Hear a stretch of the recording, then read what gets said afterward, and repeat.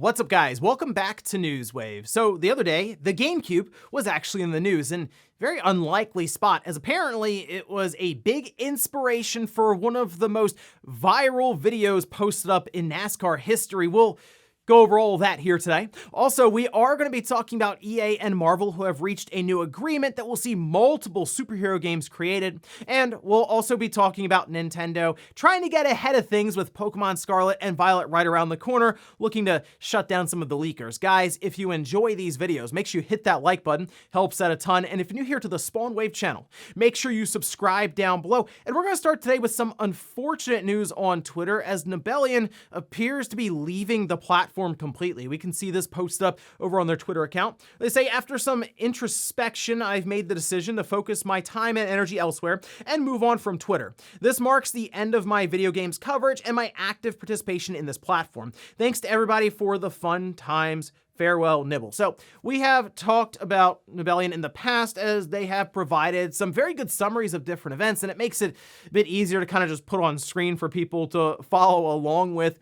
And the biggest reason here, according to another post they made on Patreon, was mostly the financial side of things and the fact that Twitter, not the greatest platform when it comes to monetization, despite creators really making tweets and different things that bring people to the platform, or at least keep them engaged. That's probably the biggest thing that Twitter has struggled to figure out overall. And in this case, Patreon wasn't enough even to make it financially stable. It appears Nibellion's probably just moved on to doing other things in life, or outside of really aggregating a lot of information on Twitter, because that does take time and effort, and being available for all these different events and being on the news immediately and posting up some pretty quick summaries, it takes time, like I said. So in this case, they've decided to move on. It's unfortunate because there are clearly a lot of people who relied on Nibellion since they were trending, and a lot of people were talking about this. So I'd like to see them come back if they can figure out different ways to make it financially stable, but I guess we'll see. Also, we had a bit of a weird situation, as it looks like Sony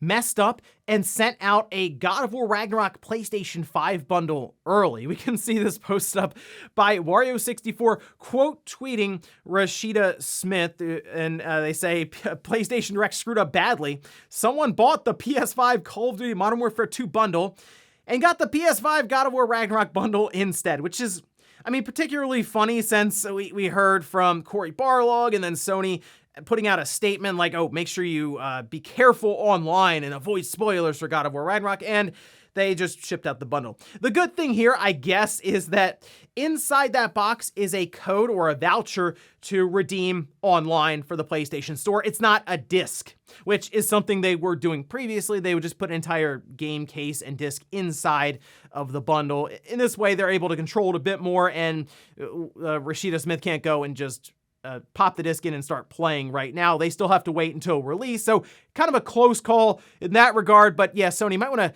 check some of the shipments you're sending out. Oh, and we did get a release date for Fatal Frame fans, and it looks like next year we will have that release. We can see this posted up over on YouTube with a new overview trailer. This is for Fatal Frame Mask of the Lunar Eclipse.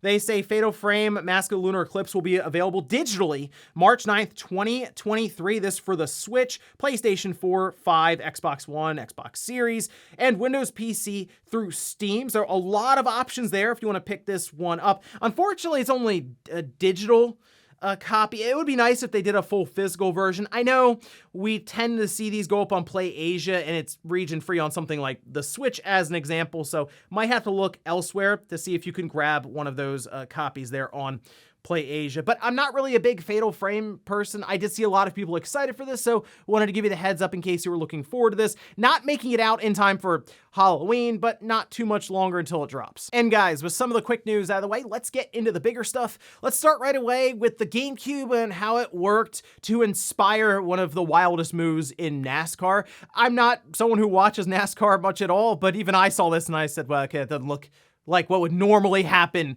in a race. You can see this posted up by Barstool saying Ross Chastain hit the NOS button to make it to the championship over Denny, and it appears that the move here from Ross Chastain was to essentially wall ride all the way around everyone as fast as possible, almost having a slingshot effect, moving from 10th place to 5th place. It's very impressive looking in motion, so it's not surprising that this went absolutely viral online and everyone wanted to try to grab an interview after the race with him. And he had some interesting things to say here as to how did you come up with this? That was the question. How did you ever dream up a scenario where something like that would be what you needed to do and then it would work? And here's how he started this. Oh, I played a lot of NASCAR 2005 on the GameCube. Yeah, that's right, the GameCube. Could have stopped at NASCAR 2005. Had to make sure we all knew which platform. With Chad growing up, and you can get away with it, and I never knew if it would actually work. I mean, I did that when I was 8 years old, and I grabbed 5th gear. I asked Alpha 2 on the last lap if we needed it, and we did. I couldn't tell who was leading, and I just made the choice. I grabbed 5th gear down the back and full committed. I mean, you do have to full commit for, I assume, wall riding at like 180, 200 miles an hour, something crazy, right? To do that. It is interesting that they just said, I didn't know if it would work because the last time I tried it was on the GameCube when I was 8, but hey, you can't argue with results. I do have to call out the person running this interview a bit though, because when all this is said and the GameCube comes up, nothing about the Nintendo 64. Not like, hey, why not the NASCAR games on the 64? Why the GameCube specifically?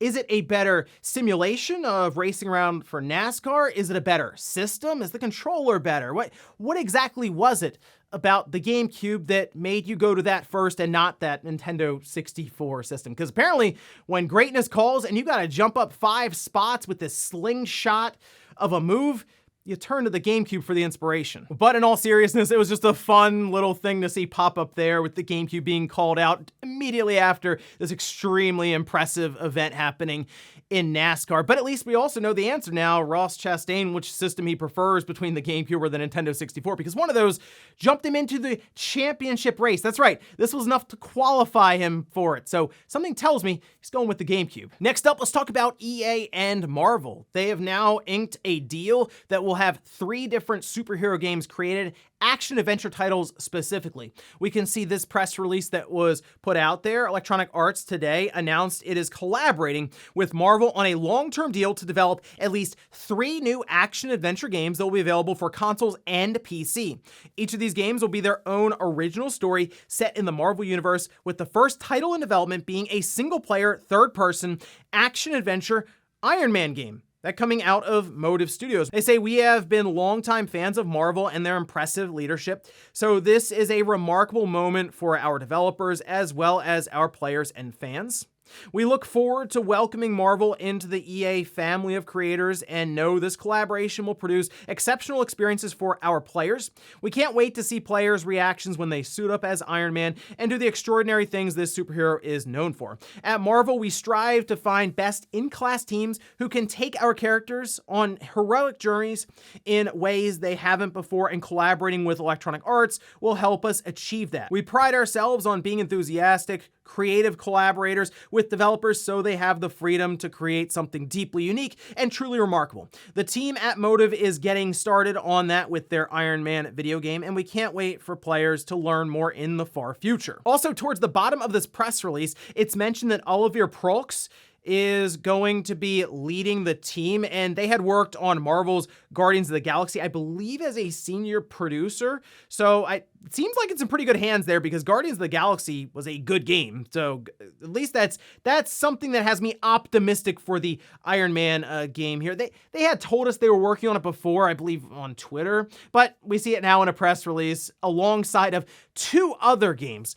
One is being rumored to be Black Panther. We know that there is a Captain America Black Panther game being done by Skydance New Media, and then potentially we could just see its own Black Panther game here, which leaves one more. What could the other game be? That was part of a poll that we'll check out later on in the show, but I wouldn't mind seeing something from Hulk or maybe even Ant-Man, something a bit different. But there was one superhero that was specifically leading the poll, and I think it would make for an interesting game. So we'll take a look at that, like I said, a little later on in the show. But I'm curious what comes out of EA here. Obviously, they have plenty of talent to get it done. It just comes down to, will they stray away from the idea of this being a narrative-driven single player experience and start trying to push multiplayer aspects in, and that way they can put in loot boxes and all kinds of other stuff.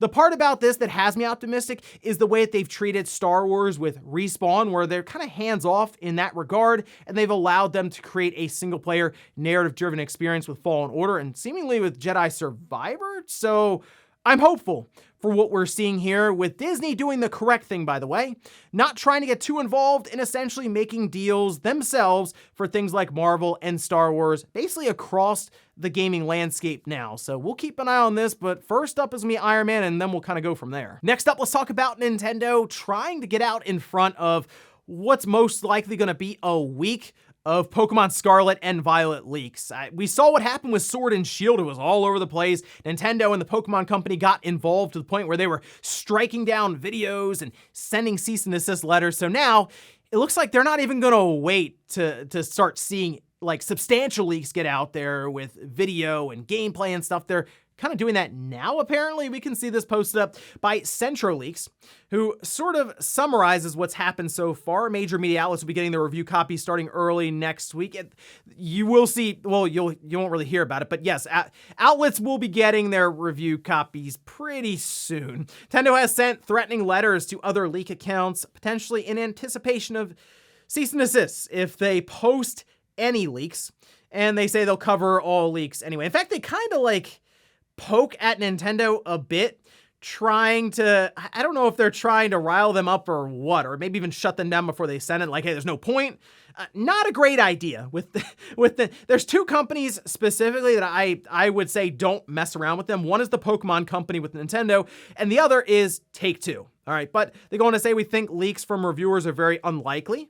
Nintendo does a good job at catching them and making sure they lose their job and never get one again in the industry, getting court orders to get their IP addresses from places like 4chan or Discord. And Nintendo has been very aware of situations with reviewers because it's happened before, I think with the 3DS days, where review copies went out and they found their way online. Nintendo kind of tags those, so they sort of know who was doing it, and now it's gotten even more locked down overall, is where I'll leave it with kind of the review process they do with the Switch currently. And in this case, Pokemon, massive intellectual property for them. They don't mess around with it. They not at all. So I would be very careful if you're someone who is making videos or tweets or anything like that that has leaks in it, because Nintendo, the Pokemon Company, will come in and they will shut them down. The fact that they are sending out threatening letters to people, I'm not at all shocked to hear that, and I actually believe it. So if that's the case, you can assume cease and desist letters will follow, especially if they can figure out where it's coming from. They will try to shut it down before copies can start making their way out, get dumped, and then get posted all over the internet, because then it's going to be very difficult for Nintendo and the Pokemon Company to corral all this information ahead of its release. So if you're someone looking to get to the release of Pokemon Scarlet and Violet spoiler-free, good luck. It's going to be difficult about a week or so ahead of release. You might want to start muting some keywords. All right. And hey, good luck to everyone trying to get there. I will keep you guys informed if there is a major leak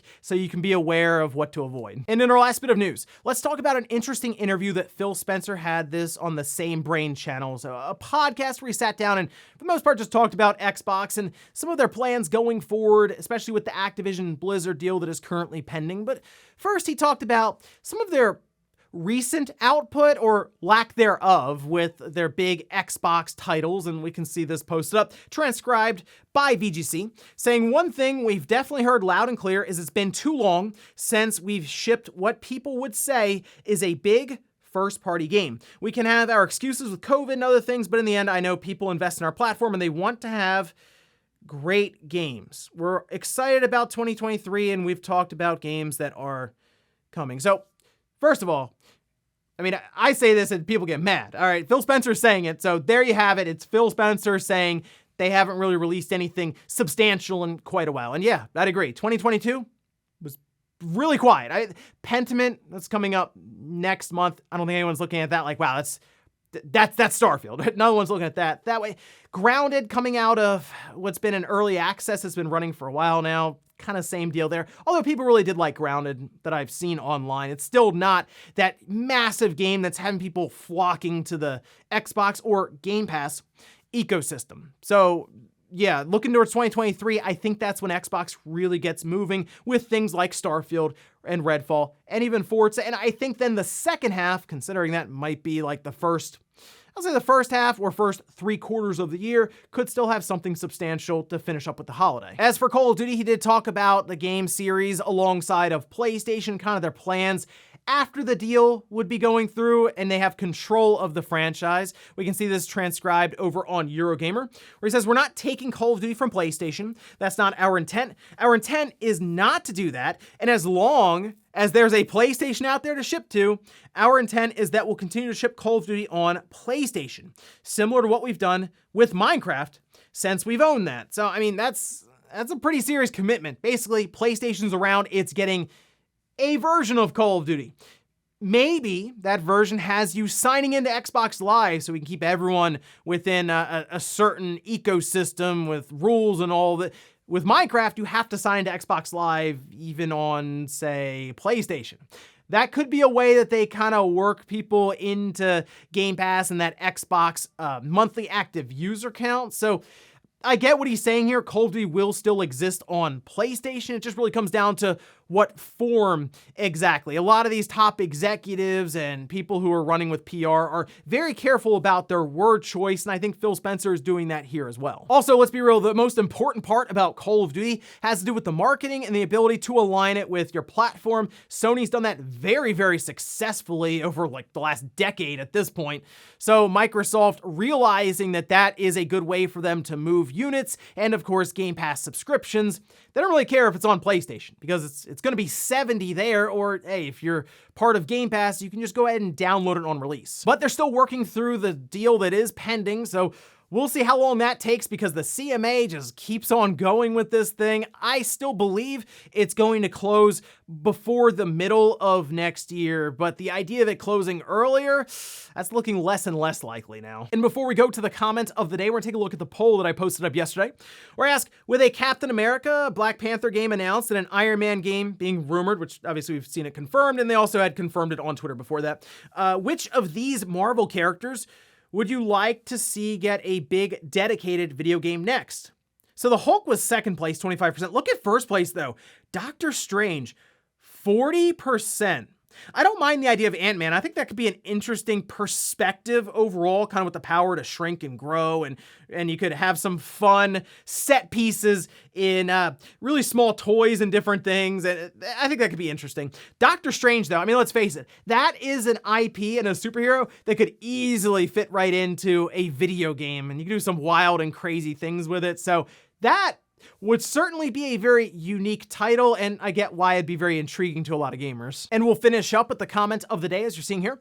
This is from Dragon Kid saying, with Square Enix saying they want to focus more on the global market, I hope that means they will think about bringing Dragon Quest X over. I've wanted this MMO officially in English ever since it came out over 10 years ago. So after I saw Phantasy Star Online 2 come over, I mean, anything's possible, and I think it would make sense to have Dragon Quest X get localized, but I understand the amount of text that has to be translated over and different things that have to be done in the menu systems. It is a lot.